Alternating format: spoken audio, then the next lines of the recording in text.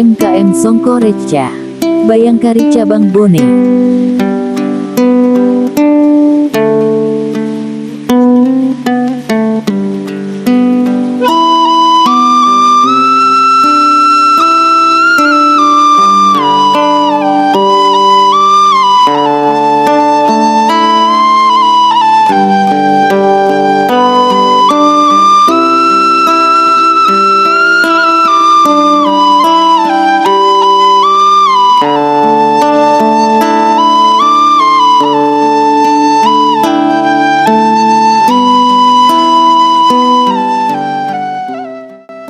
Songko Reca, hasil kerajinan tangan Haji Bunga, istri dari Aibtu Awaludin Polsek Barebo Kabupaten Bone.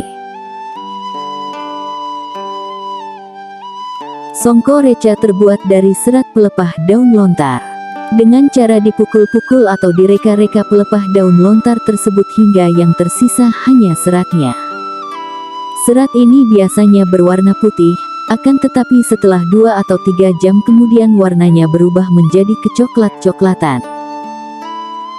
Songko Reca mempunyai 2 ukuran yang berbeda.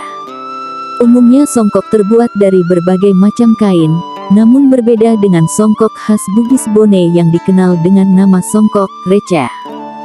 Songkok ini terbuat dari bahan dasar serat pohon lontar yang merupakan pohon khas Sulawesi.